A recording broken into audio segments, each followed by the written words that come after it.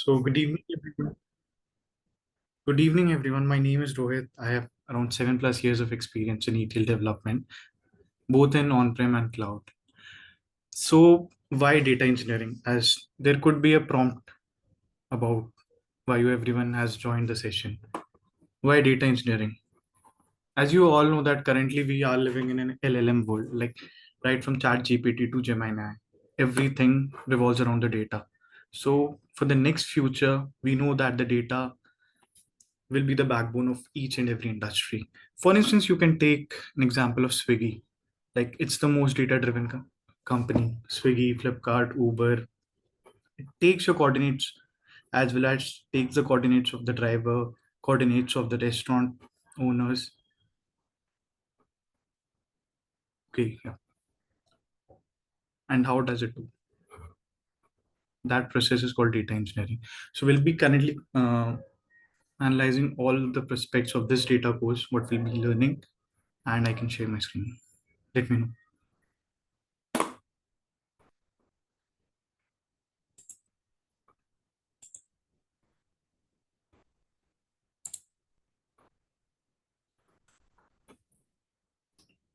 Uh, Let me know once my screen is off for you guys.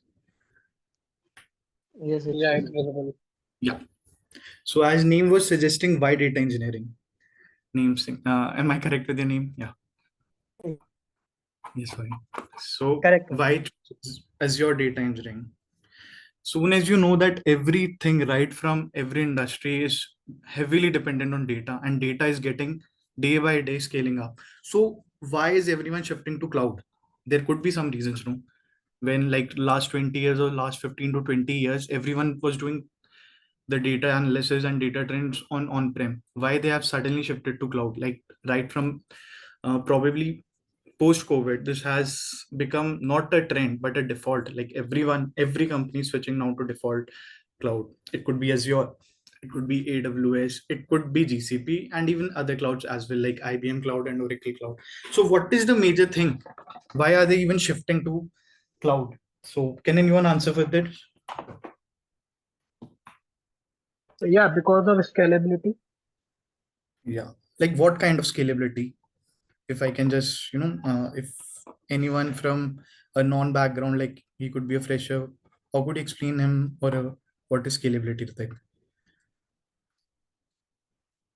In simple terms, we can say, for example, if we are a owner of any app or any news channel, particular if I give an example, if I am owning for example Sony Live, and if there is India Pakistan match, and then there will be a Hmm. traffic, a huge Yes, amount correct. of traffic. Yeah, to handle it, it can auto scale by using the cloud. Yeah, but with this, it's a very nitpick example, like India-Pakistan match. Or for instance, we can, currently Flipkart Big Billion Day is going on. So if on a non-billion Big Billion Day, if 1 million customers were accessing Flipkart, that can scale up to 5 to 6 million on that day, and then they'll get a humongous amount of data. How would they do? Because in on-prem they need to scale up, they need to set up all the machine, the IT team, the cooling equipment, they would need the space. But what is cloud? In the cloud we can raise the demand of more machines, more scalable systems, and more compute power. That's why people are shifting more towards the cloud, as data is increasing day by day. And hence, if the data is increasing, the cloud is increasing, what will happen? The demand for cloud data engineers will, skyrocket, or is in high demand as of now.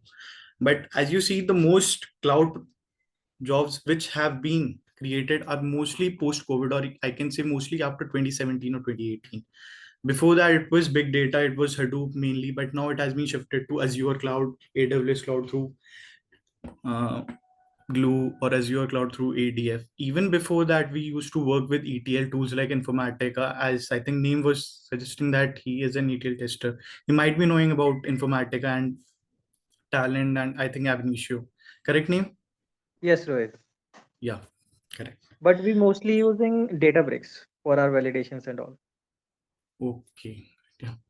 So basically, majorly my course, the course would be majorly on the development front. So where we will be covering all these things, right from data warehousing concepts to SQL and to Azure storage, Azure data factories, as well as a real-time project. Is it for ETL tester also? Like this session will help you for ETL tester also. I think once you move, as everyone is moving to cloud, and once everyone is moving to CI/CD, ETL testing and ETL development will be merged in some or the other way, if I'm correct. Because in our initial projects, there was when we were working on-prem like Informatica, we used to have a different ETL testing team. But once CI/CD comes into picture, CI/CD is like continuous integration and continuous development. So there will be checks and measure right at the at the job level itself. So everything will be going towards the ETL development.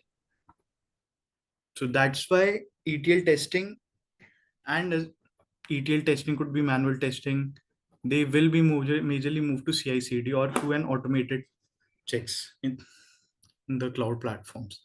That's why you can see that more number of jobs are related to Azure data engineer as a developer, not in terms of ETL tester. And I'll assure you on this part, that's not a major difference, because I think since you are an ETL tester, you'd be having a good hands-on in SQL, if I'm not wrong. Yes, true. Yes. Yeah. So majorly we will be covering the major concepts of data warehousing, where anyone apart from ETL tester is there, like who is not into this ETL concepts or ETL testing or ETL Uh, development. yeah, hi. I don't have any knowledge in this field, but my background is in software QA testing. So this is for me new. So is it good for me to take this? Like I want No, to move to database side, so that's what I was just I'll be looking like. speaking very honestly. If you just do a LinkedIn normal search or do a Naukri search, you'll see an amount of data engineering jobs. It could be Yeah, related that's to AWS, related to Azure. And I'll be very honest, it mostly doesn't even we doesn't need a coding background too for using mainly ETL pipelines. So currently the ETL tester would know that initially on-prem it used to happen with Informatica. Now we are having Azure Data Factory. We are not using the on-prem licenses of Informatica. So we have the cloud platform. So I think it's a very good opportunity to switch to data engineering as of now, and in terms of development, because testing is having a limited scope in terms of everything. And in data engineering, as I suggested, once you are into a real-time project, then CI/CD comes into picture. Then you have the automation checks yeah. everything. Yeah. So I think it's better to switch on to data engineering as of now. And in this course, I'll be teaching it from the very basics, right from the data warehousing concepts. What is OLTP? What is OLAP? If you see when you go into ATM, you take out, sorry, just a minute. You take out your money and there's a transaction. So there's one kind of data which we call as transaction data. It could be a logs, insert, updates, and there's another OLAP. What is OLAP? It's basically, to identify what are the sales trends of the last month, at which is the major area where we got the highest sales, so that we can create an informed business decision. Apart from that, I won't go into the every topic of data warehousing currently, but then when we start doing the course, each and everything will be talk talk upon in terms of real world, like how do we use the star schemas, what is the major contribution of fact tables, transaction granularity, and the most important thing, slowly changing dimension. What is that? So I'll be focusing on each and every part right from the basic. So anyone from who has been a fresher, who doesn't even know what is data, that can also get into this course. And the second most important part, but I think it is the most important part, SQL. uh, I think, can I just get the name who was talking about that? She's from testing background, not the ETL testing. Uh, it's me, Aruna. Yeah, hi Aruna. Yeah, Aruna, hi. how is your SQL like? If you rank. SQL, I'm sort of medium because I have been using in my SQL test, like database testing in my projects. So SQL is fine, I feel myself, like I have But been I using. would say it is the number one skill. If you are a Yeah. data engineer, if you are a data engineer or even an ETL developer, if you don't know SQL, you don't know anything, because I think 50 to 60% of your daily data engineering tasks involve Mm. SQL. You can go to PySpark, you can still you need SQL for Spark SQL. You can go to AWS Glue, you can use ADF, anything, everything revolves around SQL, because it is the one who, we talk. Currently I'm talking in English. How do we talk to data? We talk through SQL. Yeah. That's why it is the most important thing which I'll be touching upon in my modules. Apart from that, second would be these Azure. Right from starting, right from creating your account to explaining Azure storage, how it works, like, transferring the CSV files or creating the block storage, or to create even a access keys to access through APIs and directly loading to final databases. You'll be learning each and everything over here. And how would we do it? Through Azure Data Factory. Uh, who's there? I think there was someone who was using Databricks. How do you use, like, in mainly through your Databricks testing? Do you get the data? What is the major ETL pipeline? If I So it is not like major ETL pipeline. We are just creating notebooks, and within that notebooks, we have predefined scripts that is Okay, based got it. on PySpark and Python, and from there we are doing our validation. Okay. So you never, like, it's not majorly working on the ETL pipelines as such. No, yes, Okay. So I think it's basically, it kinds of ETL testing QA and checks about the yes, data quality. Yeah, got it. yes, we are doing that, like count validation, null checks, and Mm, all different null types of. checks. I'll be very honest, in CI/CD, we just write the automation team just writes a code. We just give the data from source and data from the target. Currently, we are, moving our data from a NoSQL DB like MongoDB to a final Hmm. iceberg table. So everything, like, the checks which you have mentioned, we directly mention in that script or that template, and every check gets resolved over there. If the checks doesn't match the requirement, it simply fails the pipeline, the CI/CD pipeline. So that's why, like, I am majorly focusing on the ETL development, because ETL testing is good, is currently in the trend, but right to the future, it's all about development only, because we are getting humongous data, and since everything is getting automated, and testing, I think, is the first thing which will be automated, because that's the thing. Like, I Yes, think correct, it's right. network issue. Yeah, that's why, like, I'm not urging you. I'm just, telling openly on very blunt basis that data engineering is there, and it will be remain for the next at least 10 to 15 years. Because I'll just give you an example. We have Swiggy. One fine day, there's a pipeline running, which, takes the coordinates of your data, coordinates of your area, and gives to the final DB. What will happen if the pipeline doesn't run? The final DB won't have the, records which all restaurants are up for the day. Their app will crash. So as a CEO, will you trust AI to do the support over there? You would directly call the architect and tell what is happening over here. Then he'll call up the AI team, sorry, the observability or the support team. না না সে ময়দা খাইবে না Sorry. বলি Sorry, I couldn't hear, like.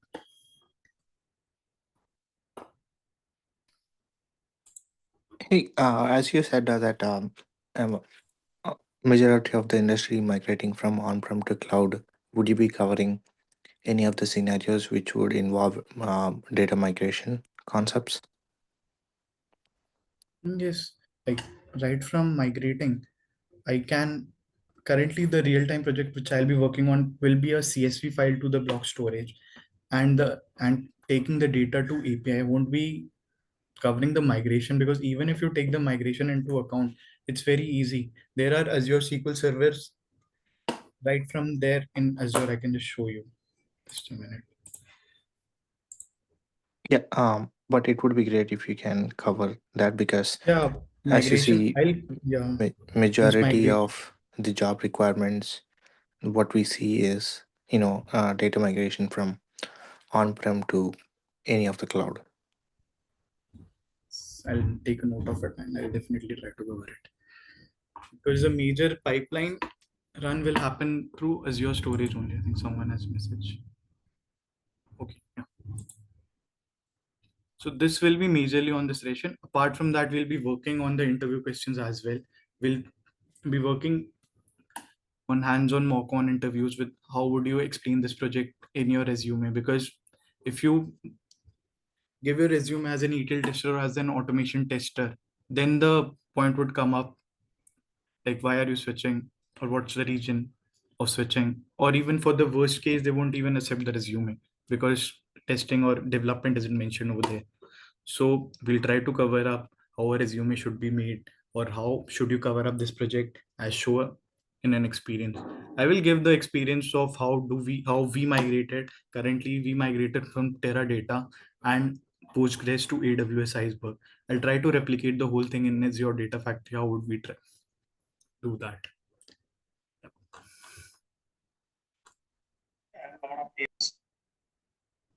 Hello.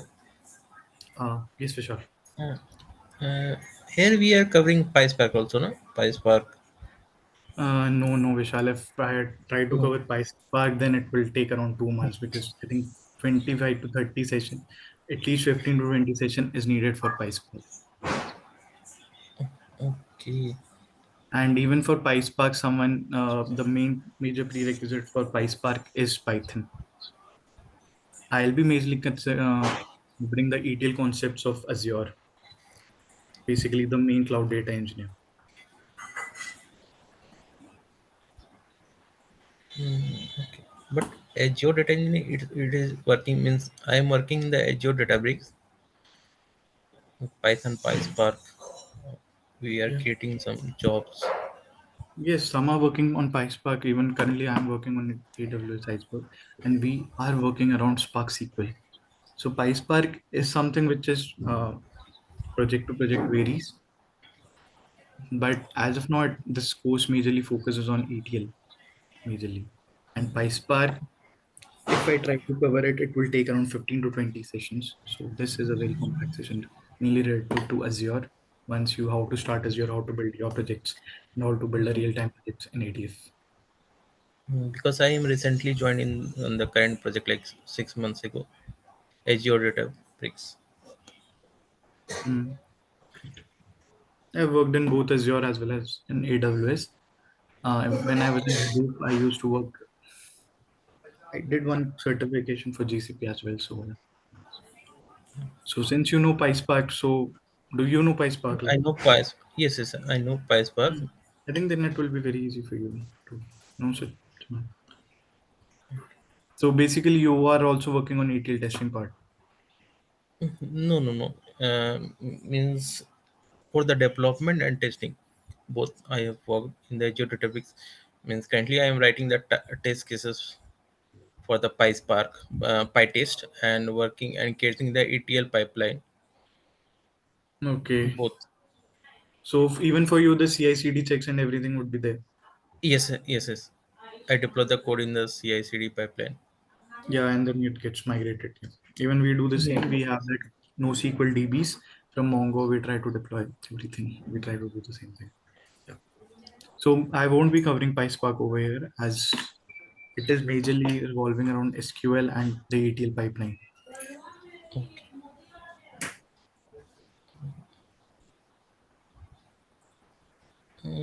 Okay, but in the interview, it will ask like Azure Database, Python, PySpark questions, something.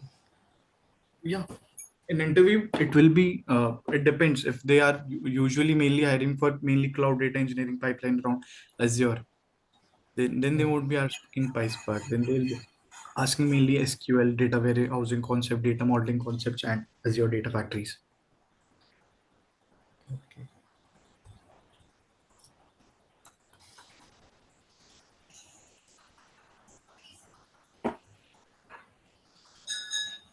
I'll be covering that interview preparation part also because I am the one. Any more questions? Like,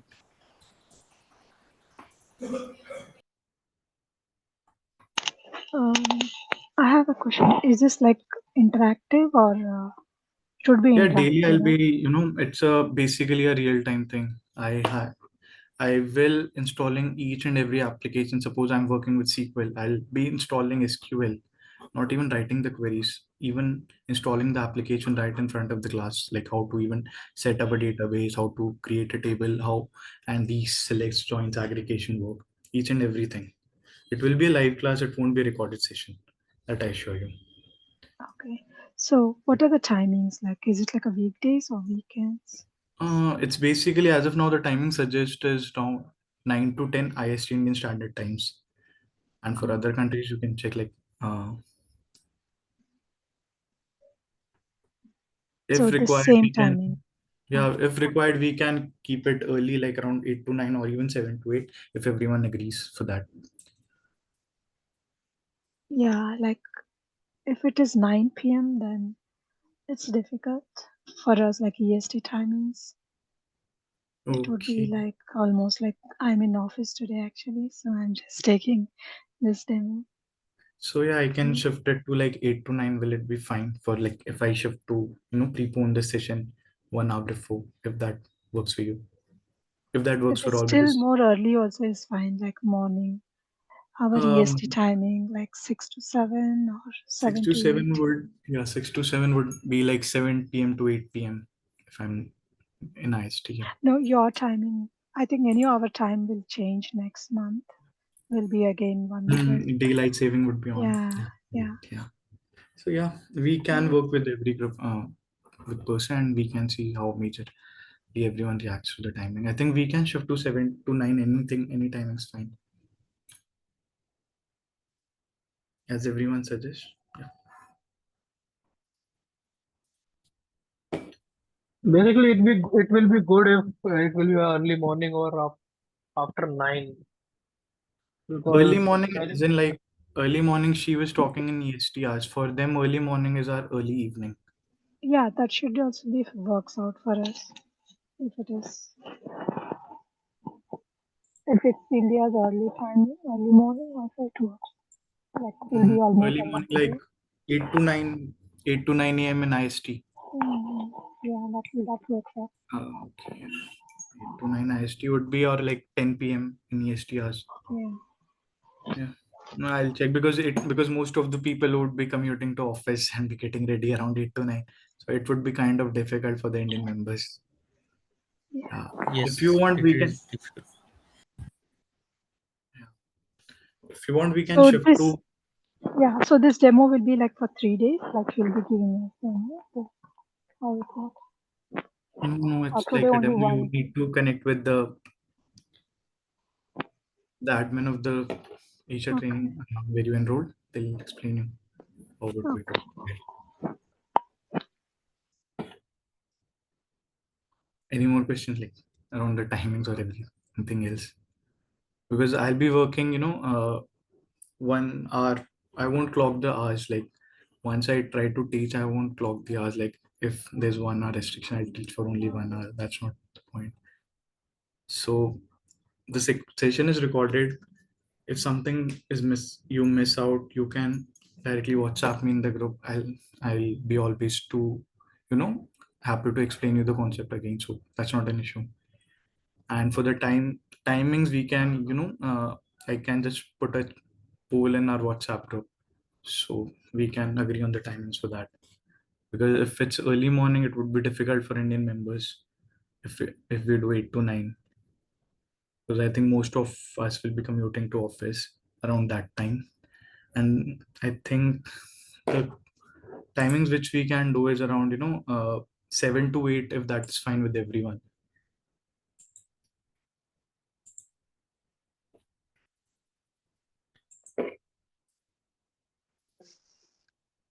So if I can just get a poll up, how many of you agree with 7 to 8 IST?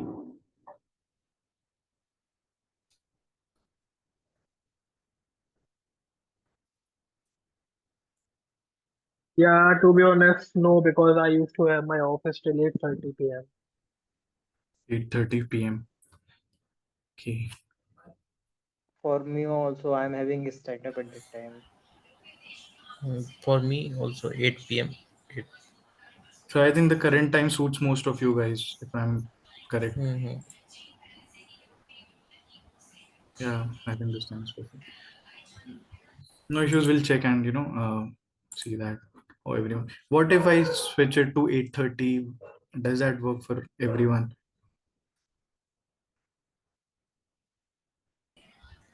We can join. Yeah, I think 8:30 is good. Yeah, like I'll discuss this in WhatsApp group and along with the admin of the team. So yeah. Apart from that, anything related to the course structure, anything else? Because I'll Yes, be Rohit. yes. I just want to ask, like one of my friend left my organization 2 years back. Okay, so Mhm. after 2 years, like in within this 2 years of time, he didn't join any organization and all. So is it good for him to join the session and get placed? Will that be helpful? I think you are asking in terms of HR policies whether the gap years are. I think there are many people who have got career gaps and have joined a good number of projects. I have no personal many people. And around Hmm. this, since this is something, what was his earlier experience like related to testing or He's what? working in ETL testing only. Yeah, I think this will be far better because I think it would be best for him because the pipeline which we would be creating, he will get an idea what we are doing in ADF.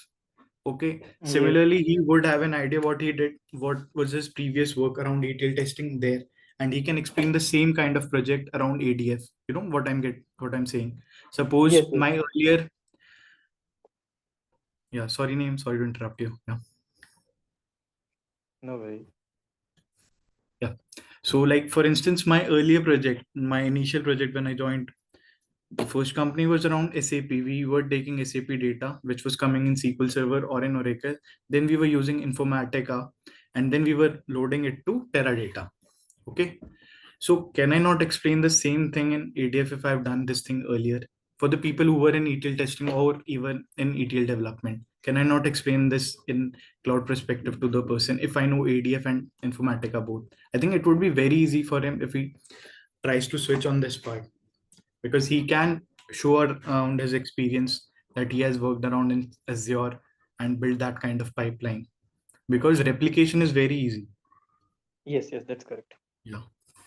I think for him it would be cherry on the cake to learn the crowd because he knows SQL, he knows data warehousing, he knows ETL, and cherry on the cake would be cloud because everything initially like 4 5 years back, Informatica Power Center was on a boom. Everyone was hiring, but currently if you see Informatica hirings, there are none. Only I think L1 support or L3 support is there for legacy projects. Even the legacy ones are shifting to you know um, Azure or AWS. Yes, So, I'm working in one of that project only. okay, yeah. So this is something which will be there for next 10 to 15, at least for 15 to 20 years because this is something we are getting data like humongous. I'll just give you an example. What if I open Notepad, explain you how cloud works.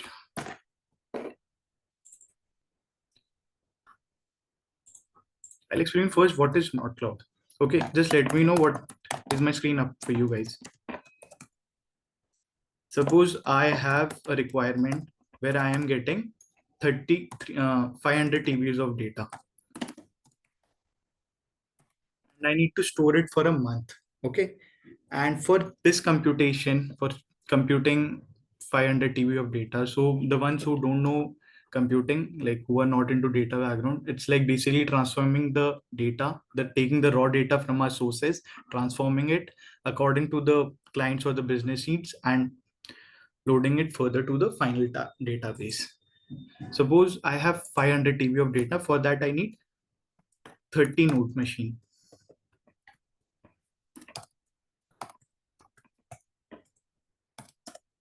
So what are the things which I'll be needing for a 30 node machine? First, at least 30 machines.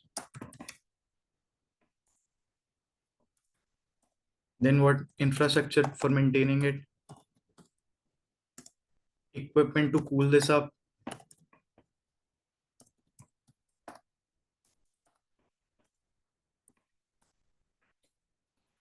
and who would be doing all these things? Who would be setting it up?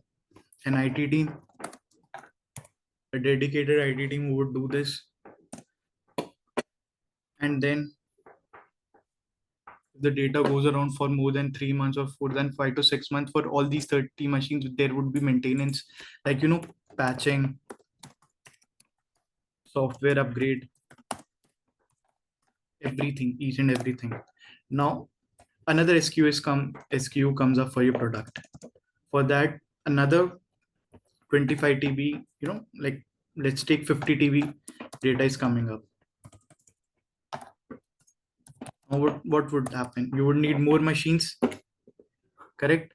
More infrastructure, more people to manage it. And what if after 2 months your requirement, falls down?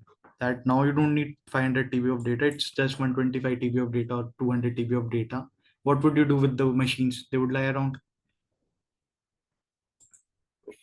So now comes into picture, what is cloud?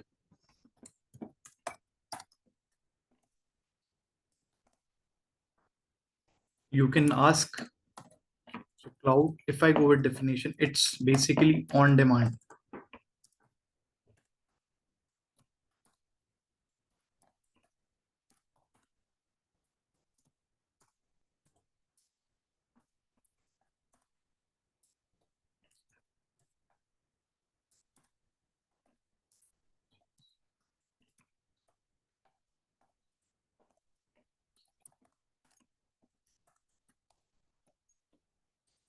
If my demand, for instance, I just gave you an example for Flipkart BBD.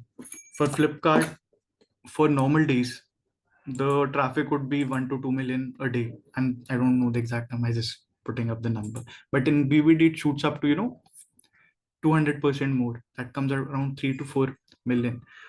What will Flipkart do? Can they go ahead with this kind of concepts? Because they know after BBD, the traffic will fall off. What they should prefer? Ideally, they should prefer cloud, because as they scale up, they can ask Azure AWS to bring up more machines, more computation powers. It, everyone getting it, like what I'm trying to say over here? Yes, yes. Yeah. So basically, they can ask the cloud platform Azure AWS, to give them the computing power. And once that is not required, they can leave off that systems in the cloud and they can use the pay-as-you-go system. So that's why cloud is booming up the market, because data is increasing day by day. Swiggy customers are, skyrocketing. Restaurants which need to tie up with Swiggy, Zomato, they are also increasing. So any business in the current scenario needs data, and the data is just coming up. Not all data is useful. The data which is organized, which helps to make us informed decision so that we can achieve the targets, we can achieve the profits, that is helping us up. And for that, this is cloud. That's why that's why data engineering jobs are on boom. Every sector is getting a fall off, but cloud is booming. AI, data engineering, these roles are booming. And if you even see, the 2 years experience are getting 10 to 12 LPA.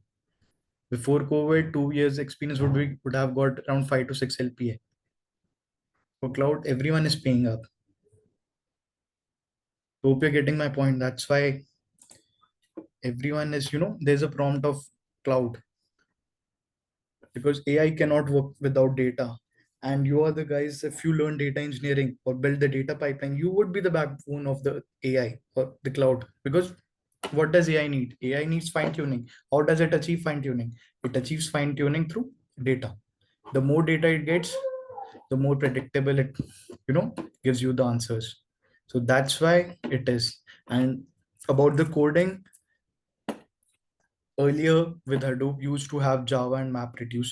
As of now, if you use about no code tools like ADF Glue, there it's basically your logic drag and drop. If you know SQL, you can work around with any ETL pipelines throughout the cloud or even in on-prem.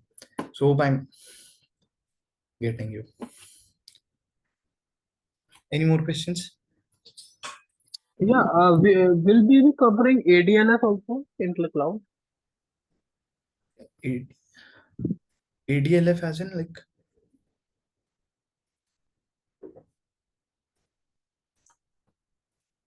We have no different services. For example, if I like for instance, we have ADF Synapse. I'll be, yeah, touching upon Synapse. I won't be going majorly into Synapse as this course was asked to make majorly on ADF only.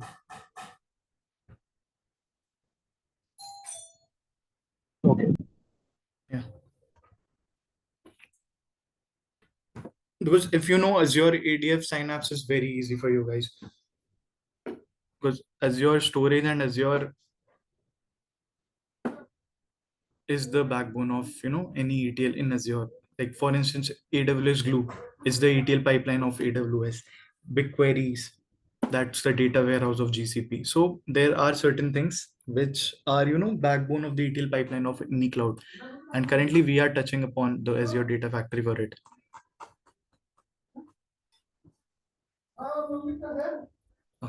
Any more questions, guys?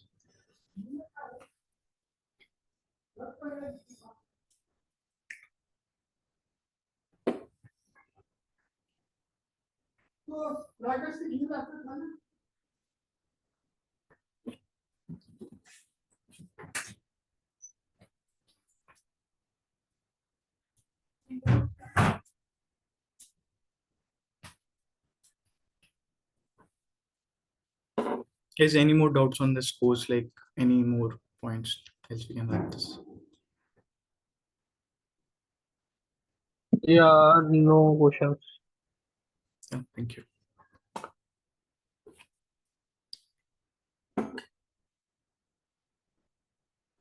Shall I stop it? Thank you, everyone.